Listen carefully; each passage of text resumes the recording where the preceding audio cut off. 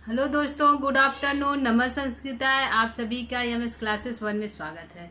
दोस्तों, हम फिर से लेकर उपस्थित हुए हैं जो है अभिज्ञान शाकुंतलम की जो महत्वपूर्ण सूक्तियाँ उसको कुछ सूक्तियों को हम कल की क्लास में पढ़ा चुके हैं दोस्तों 1 से 10 तक सूक्तियों को आज हम पुनः उपस्थित हुए हैं 1 से 10 सूक्तियों को लेकर, जो परीक्षा दृष्टि से इम्पॉर्टेंट है। इसको आप लोग देख लीजिएगा। ठीक है, आइए हम स्टार्ट करते हैं हमारी आज की पहली सूक्ति। ठीक है, 1 से 10 श्लोक की जो सूक्तियाँ हैं कल हम जो है यूट्यूब पर डाल दिए हैं, उसको जाकर प्ले लिस्ट इत्यादि से भी देख सकते हैं चैनल के माध्यम से। ठीक है, और आज हम पढ़ते हैं आज की पहली सूक्ति। ठीक है, आज हमारा पहला सूक्ति है गुरुअपि विरह दुखम आशा बंध सहायती। यह जो है कथन किसका है? यह कथन जो है अनुसुईया का है। किसका है? अनुसुईया यह कथन करती है। कौन कहती है? अनुसुईया। अनुसुईया अनुसुईया किससे कहती है? अनुसुईया का कथन है। और किससे कहती है?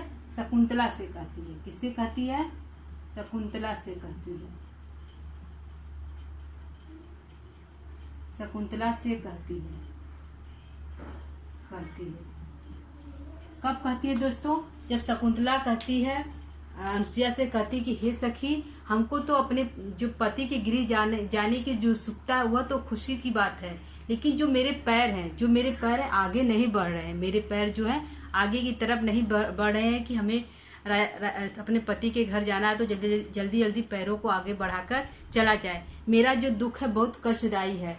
खुशी तो है कि हम पति के घर जा रहे हैं, लेकिन जो है मेरा दुख यह है कि यह जो आश्रम हमसे छूट रहा है, जिससे कि मेरे पैर जो है आगे नहीं बढ़ रहे हैं। तब वह कहती है, कौन कहती है? अनुसुईया कहती है कि गुरह अपि विरह दुखम आशा बंधन साहसी।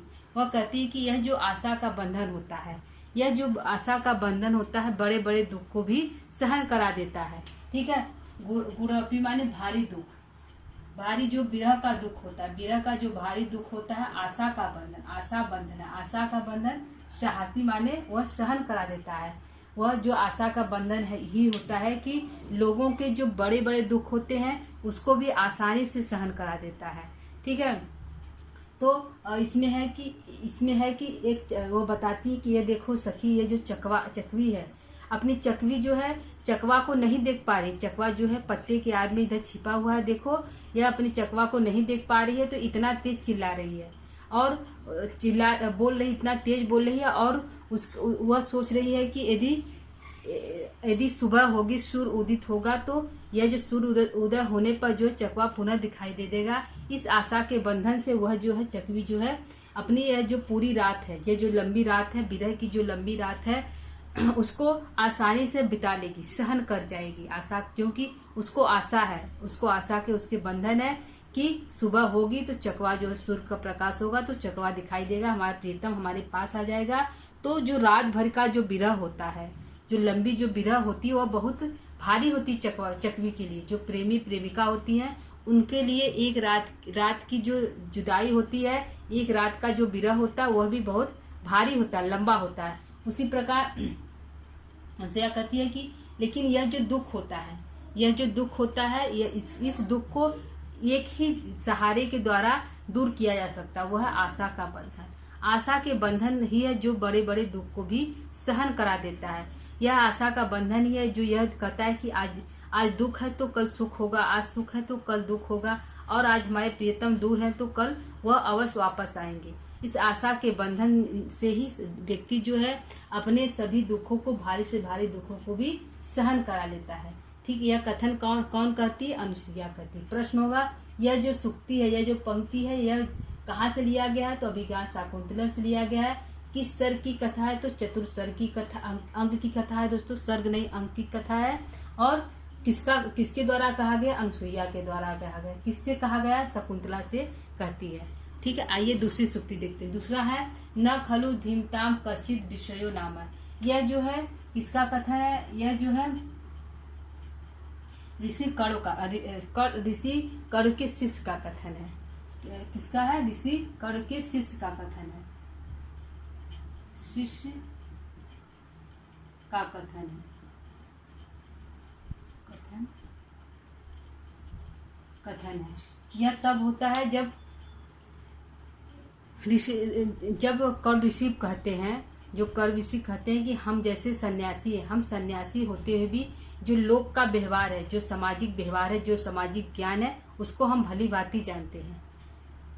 कब कहते हैं? कर ऋषि कहते हैं कि शिष्य कहते हैं कि यह जो हम सन्यासी साधु संत है, इस वन में निवास करते हैं, हम गृहस्थ जीवन नहीं व्यतीत करते हैं, हमारी कोई पुत्र पुत्री भी नहीं है, यह पालित पुत्री है, इसके बावजूद भी हम जो है सन्यासी होते हुए भी ये जो सांसारिक जो जीवन है, जो लोक व्यवहार है, इसको भली भांति जानते हैं कि पुत्री को किस प्रकार उपदेश दिया जा सकता है, कैसे वह अपने पति के घर में सुखपूर्वक व्यतीत कर सकती है। ठीक है, तो वह जो उनका शिष्य कहता है, जो तब कर ऋषि का शिष्य कहता है, न खलु धीमताम कश्चित विषयो नाम, निश्चित रूप से जो बुद्धिमान लोग होते हैं, क्या है धीमताम माने जो बुद्धिमान लोग होते हैं, बुद्धिमान, निश्चित रूप से जो बुद्धिमान लोग होते हैं वो सभी विषयों को, वह सन्यासी होते हुए भी वह गृहस्थ जीवन को भी जानते हैं, वह सभी विषयों पर को अच्छी तरह से जान सकते हैं। जो बुद्धिमान लोग होते हैं वह सभी चीजों को अच्छी तरह से जानते हैं। यह किसका कथन है? शिष्य का कथन है। न खलु धीमताम कश्चित विषयो नाम, जो बुद्धिमान व्यक्ति होता है निश्चित रूप से सभी विषयों को जानता है। वह साधु संत है तो साधु संतों के क्रियाकलापों को जानता है, और प्लस जो है लोक व्यवहारों को भी जानता है, समाज में क्या हो रहा है, गृहस्थ जीवन में लोग कैसे जीवन अपना यापन करते, इन सभी विषयों के बारे में जो है बुद्धिमान व्यक्ति जानता है। यह किसका कथन है? शिष्य का कथन है। कहाँ से लिया गया पंक्ति? अभिज्ञान शाकुंतलम से लिया गया। किस अंक की कथा है, किस अंक की सूक्ति है? तो चतुर्थ अंक की सूक्ति है। ठीक है, अगला देखते हैं, तीसरा है याति एवं गृहिणी पदम युवतयो वामा कुलस्य धाम। यह जब ऋषि जो है कर्ण ऋषि का कथन है। किसका है? कर्ण का कथन है, कर्ण ऋषि का कथन है, ऋषि का कथन है। किससे है? शकुंतला को उपदेश दे रहे हैं, शकुंतला को उपदेश दे रहे हैं, शकुंतला को उपदेश दे रहे हैं, उपदेश दे रहे हैं। तो शकुंतला को उपदेश क्या दे रहे हैं दोस्तों? कि तुम वह जब जाते हैं, जब वह शकुंतला पति के घर जाती है, तो ऋषिकर उसको किस प्रकार से अपने उस घर में, पति के घर में किस प्रकार से रहना है कि जिससे तुम लक्ष्मी पद को ऊंचे पद को प्राप्त कर लो। क्योंकि यदि तुम उचित व्यवहार नहीं करोगी, अपने बड़ों के साथ उचित व्यवहार नहीं करोगी, अपने बड़ों की सेवा नहीं करोगी, अपने बड़ों की बात नहीं मानोगी, इसके विपरीत आचरण करोगी, तो जो स्त्रियां होती उनका घर जो है समाप्त हो जाता है, बर्बाद हो जाता है। वह जो है उच्च गृहस्थी के पद पर जो स्थापित नहीं पाती है, वह जो सबके नजर में गिर जाती है। ठीक है, तो वही उपदेश जो है कर्ण ऋषि जो है उसी उपदेश को शकुंतला को दे रहे हैं कि तुम पति के घर जाकर किस प्रकार से व्यवहार करना है। तुम अपने सपत्नियों के किस जो है राजा दुष्यंत की जो सपत्नी है उनके साथ सखी जैसा व्यवहार करना, और जो तुम्हारे बड़े हैं उनके साथ उनकी सेवा सत्कार करना, उनको खाना पानी इत्यादि देना, उनकी जो हर प्रकार से सेवा करना। तो यहाँ पे है याति एवं गृहिणी पदम युवतयो, जो युवतयो माने जो स्त्रियां अपने बड़ों के साथ जो अपने बड़ों के साथ अच्छा व्यवहार करती हैं, उनकी सेवा करती हैं, अपने जो है सपत्नियां जो उनके राजा की जो पत्नियां उनके साथ सखी जैसा व्यवहार करती है, ऐसे जो युवतियां हैं वह ऊंचे गृहिणी पद को प्राप्त करती है, यानी लक्ष्मी पद को प्राप्त करती है, ऊंचे स्थान को प्राप्त कर लेती है। यदि वह स्त्रियां अपने बड़ों के साथ अच्छा व्यवहार करती हैं तब। यदि वह वामा कुलस्य धय, यदि वह इसके विपरीत कार्य करती हैं, यदि वह अपने बड़ों की सेवा नहीं करती हैं, अपनी बड़ों की बात नहीं मानती हैं, कोई काम नहीं करती, उसके विपरीत काम करती हैं। यदि बड़े बोले कि हमको मतलब पानी दो तो वह नहीं देंगी, यदि बड़े बोले कि यहाँ कोई बात कहती हैं तो उसको नहीं मानती हैं, यदि इसके विपरीत उल्टा काम करती हैं, यदि मानती हैं तो वह उसके लिए अच्छी होंगी, वह उनके जो उनका स्थान निश्चित उचित ऊपर हो जाएगा उनके नज़र में। यदि उसके विपरीत काम करती, उसको नहीं मानती हैं, तो जो उनका स्थान निम्न हो जाएगा, वह कुल खानदान के लिए एक व्याधि बन जाएंगी, एक रोग के समान बन जाएंगी।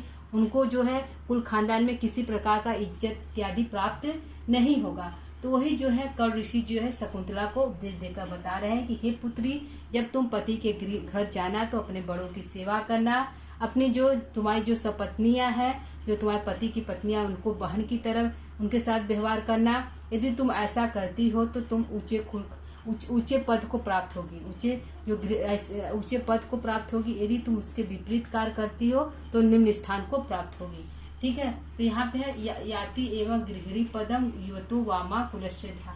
जो इसके जो स्त्रियां इसके विपरीत व्यवहार करती हैं वह उनका जो है सुख संसार जो है गृहस्थी जीवन खत्म हो जाता है। ठीक है, अगला देखते हैं अति स्नेह पाप संकी। अति स्नेह पाप संकी, यह क्या है? दोनों सखियों का कथन है। कौन दोनों हैं? अनुसुईया और प्रियमदा, दोनों एक साथ बोलती हैं। अनुसुईया प्रियमदा, अनुसुईया प्रियमदा, दोनों का कथन है। ठीक है, दोनों कथन। दोनों कब कहती हैं? जब शकुंतला पति के घर जाती है तब वह बोलती हैं कि हे सखी, यदि राजा दुष्यंत तुमको नहीं पहचानता, यदि तुमको बहुत देर तक देखता रहा, वह तुमको नहीं पहचान रहा है, कुछ बोल नहीं रहा है, तुम्हारे याद दिलाने पे वो याद नहीं कर रहा है कि तुम उसकी पत्नी हो, यदि वो ऐसा व्यवहार तुम्हारे साथ कर रहा है तो तुम अपनी यह अंगूठी को उसके राजा को दिखा देना, अपनी अंगूठी को राजा को दिखा देना, तब वह तुमको पहचान जाएगा। तब शकुंतला कहती कि हे सखी, तुम यह क्या कह रही हो? इससे मेरा हृदय जो भरा जा रहा है, तुम ऐसी बातें क्यों कर रही हो? तब दोनों सखियां कहती हैं कि हे सखी, जो अत्यधिक अति स्नेह होता है, जो जिससे बहुत अधिक व्यक्ति प्रेम करता है, वह जो है उस प्रेम पर वह शंका करने लगता है। पाप शंकी मतलब कि बहुत अधिक जिस व्यक्ति से अति स्नेह पाप शंकी, यदि कोई बहुत अधिक प्रेम करता है तो वह जो है हमेशा शंका करता रहता है, उसके साथ कुछ अनहोनी न हो जाए, कुछ अनुचित न हो जाए। तो जो स्नेह जो होता है वो अत्यधिक पाप शंकी होता है। अति स्नेह पाप शंकी, बहुत अधिक प्रेम जो जिससे होता है, वहाँ पे शंका जो शंका उत्पन्न होती है तो वह बहुत पापी शंका होती है, पाप शंकी होती है। ठीक है, यह जो है अर्थ हो गया। अगला देखिए, अर्थो ही कन्या परिकीय एवं, यह कर्ण ऋषि की कहते हैं। यह चतुर्थ की जो है अंक की अंतिम सूक्ति है। चतुर्थ अंक की अंतिम सूक्ति है कर्ण ऋषि की। कर्ण ऋषि कहते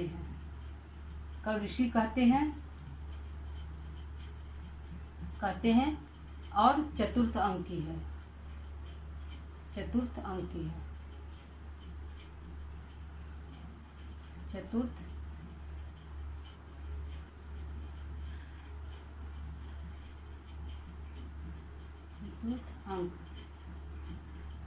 अंक की यहाँ पे जो सूक्तियां है सारी समाप्त हो जाएंगे दोस्तों।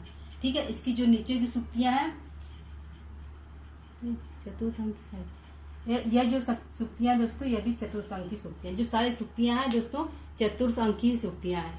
ठीक है, तो अति स्नेह पाप शंकिया और अर्थो ही कन्या परकीय एवं, यह जो सूक्ति है अंतिम जो सूक्ति है, इसमें जो है कर्ण ऋषि कहते हैं। कब कहते हैं? जब शकुंतला की विदाई कर लेते हैं, उसको विदा कर लेते हैं, शकुंतला अपने पति के घर जाने लगती है, वो दिखाई नहीं देती है, तब वह अपने शिष्यों से कहते हैं, क्या कहते हैं? अर्थो ही कन्या परकीय एवं, जो यह कन्या होती है वह मानो दूसरों की धरोहर के समान होती है। कन्याएं हमेशा अपने माता पिता के पास धरोहर के रूप में पड़ी रहती है।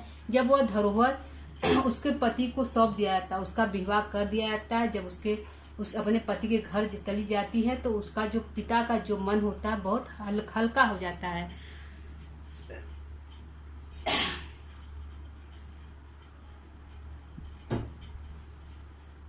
पिता का जो मन है दोस्तों बहुत हल्का हो जाता है, और मानो कि कर्ण ऋषि बोल रहे हैं कि मानो कि ऐसा लगता है कि किसी के धन को धरोहर के रूप में हमारे पास रखा हुआ था, आज जो है उसके धन को हमने वापस कर दिया, जिससे कि मेरा मन जो है बहुत हल्का हो गया है। ठीक है, तो यहाँ पे कि अर्थो ही कन्या परकी, यह जो कन्याएं होती है दूसरों का धन होती है, परकी पराये धन होती है, परकी माने पराया धन होती है। यह जो कन्याएं होती है पराया धन होती है। यह अपने माता पिता के पास तब तक रहती है जब तक उनका विवाह नहीं हो जाता है। जैसे ही उनका विवाह हो जाता है वो अपने पति के घर चली जाती हैं, और माता पिता का जो मन होता है वो हल्का हो जाता है कि अपनी पुत्री का हम विवाह करके उसको अच्छे कुल खानदान में विवाह करके उसको अपने पति के घर भेज दिया है। तो जो इस लड़कियां होती हैं, जो कन्याएं होती हैं, हमेशा अपने माता पिता के पास धरोहर के रूप में रहती हैं। जैसे उनका विवाह हो जाता है, वो अपने पति घर चली जाती है, तो माता पिता जो है खुश हो जाते हैं कि जो धरोहर था उसको हमने वापस कर दिया। ठीक है, अगला देते हैं सखी प्रकृति वक्र स कश्या अनुनय प्रति गृहणाति। सखी प्रकृति वक्र, जो प्रकृति से ही टेढ़े हैं। प्रकृति यह किसके लिए कहा गया? यह जो है दुर्वासा ऋषि के लिए कहा गया है। किसके लिए कहा गया है? दुर्वासा ऋषि के लिए कहा गया है। दुर्वासा ऋषि के लिए कहा गया है।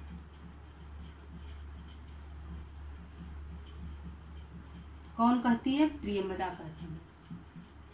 प्रियंवदा कहती है।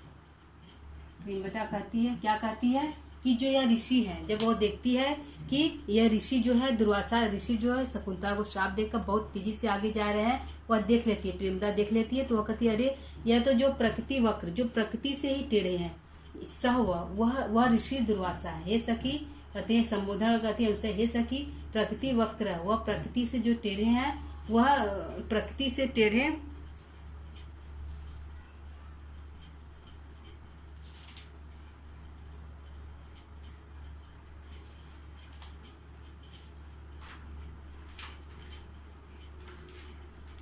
ठीक है दोस्तों, यह जो सखी प्रकृति वक्र स कश्या अनुनय प्रति गृहणाति, यह जो प्रकृति वक्र स कश्या अनुनय प्रति गृहणाति,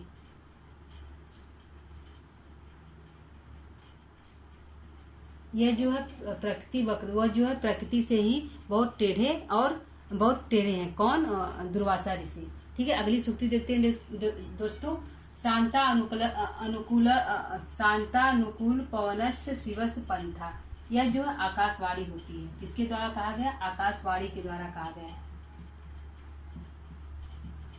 आकाशवाणी हुई है, आकाशवाणी के द्वारा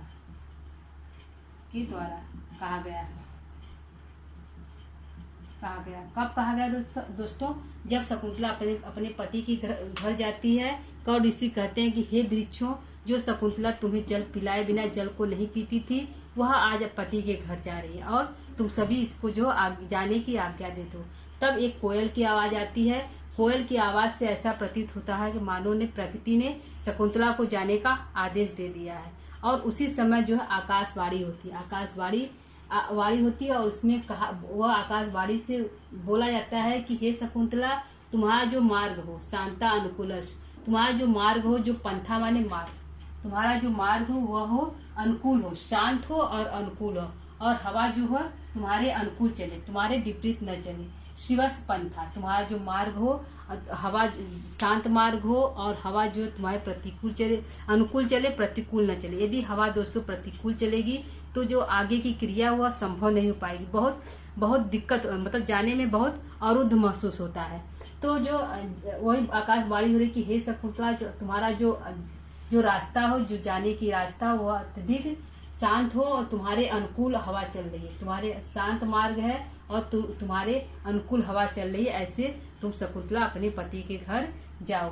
ठीक है, यह आकाशवाणी होती है शकुंतला के लिए। अगला, उद्गलित दर्भ कवला मृग्य प्रति त्यक्त नर्तना मयूरा, यह जो प्रियंवदा का कथन है। किसका है? प्रियंवदा का कथन है। किससे कह रही है? शकुंतला से कह रही है। शकुंतला से कथन है, शकुंतला से कह रही। कब कह रही? शकुंतला से। जब शकुंतला कहती है सखी, मैं बहुत दुखी हूँ, बहुत दुखी हूँ, मैं पति के घर जा रही हूँ तुम सबको छोड़कर, तो बहुत दुखी हूँ। उस समय प्रियंवदा कहती, हे सखी, तुम ही नहीं दुखी हो, यह जो प्रकृति है, यह जो पशु पक्षी यहाँ के हैं, आश्रम के सारे लोग हैं, वह सभी दुखी हैं। तुम अकेले जा रही हो पति के घर, तुम ही बस नहीं दुखी हो, हम लोग भी बहुत अधिक दुखी हैं। यह देखो, क्या कहती? यह देखो जो उद्गलित दर्भ कवला मृग ने जो कवल खाया था, तुम्हारे दुख में इतनी अधिक दुखी है कि जो कवल उसने खाया था उसको अंदर नहीं कर रही है, उसको उगल दी है, उगिल दी है। उद्गलित दर्भ कवला, जो कवल उसने घास इत्यादि खाया था उसको इस मृग ने उगिल दिया है, बाहर कर दिया है तुम्हारे दुख में। और जो है मयूरों ने नाचना परित्यक्त्या नर्तनामय, जो मयूर जो नाच रहे थे मानो उसने नाचना छोड़ दिया, नाचने की जो क्रिया उसको त्याग दिया है। वृक्षों ने पीले पीले पत्तियों को गिराकर मानो रो रहे हैं, ऐसा दिखा रहे हैं कौन? ये जो पशु पक्षी इत्यादि है। तुम ही नहीं दुखी हो, हम सभी दुखी हैं। या मयूरों ने देखो अपने कवलों को बाहर कर दिया है, मयूरों ने नाचना छोड़ दिया है, मृगों ने कवलों को बाहर कर दिया है, अर्थात यहाँ पे सभी दुखी हैं। यह जो है प्रेमदा का कथन है। अगला देखते हैं, शुश्रूषा गुरुना कुरुन प्रिय सखी वृत्ति सपत्नी जने। यह ऋषि कर का कथन है, वह ऋषि कर का कथन है और शकुंतला को उपदेश दे रहे हैं। ठीक है, शकुंतला को उपदेश दे रहे हैं कि तुम अपनी बड़ों की सेवा करना, जो तुमसे बड़े हैं उनके ऐसे गुरुजनों की सेवा करना, और जो तुम्हारी जो प्रिय सखी है, जो तुम्हारी सपत्नी है, तुम्हारे पति की जो पत्नी है, उनको सखी जैसा व्यवहार करना, प्रिय सखी जैसा व्यवहार करना, ऐसा जो है उपदेश जो है कर ऋषि शकुंतला को देते हैं। यदि तुम ऐसा करती हो तो तुम जो उच्च लक्ष्मी पद के पद पर आश्रित होगी। यदि इसके विपरीत तुम कार्य करोगी तो तुम अपने कुल खानदान के लिए एक आधी बन जाओगी, एक रोग के समान हो जाओगी। ठीक है, शुश्रूषा गुरुन कुरु प्रिय सखी वृत्ता सपत्नी जने। यह जो कथन है दोस्तों, यह जो है जो 4 श्लोक प्रसिद्ध है, कर्ण द्वारा उपदेश दिए गए उनमें से एक है। तो कहते हैं कि अपने बड़ों की सेवा करना, अपनी जेठाई जो देवरानी उनको सखियों जैसा व्यवहार करना। यदि तुम ऐसा करती हो तो तुम लक्ष्मी पद को प्राप्त होगी। यदि इसके विपरीत कार्य करोगी तो तुम अपने कुल खानदान के लिए एक व्याधि, एक रोग के समान रहोगी। ठीक है, अगला देखते हैं, समस्यति मम शोक कथम नु वस्य त्वाम रचित पूर्वम। यह जो कर्ण ऋषि का, यह भी कर्ण ऋषि का कथन है। इसका है कर्ण ऋषि कहते हैं।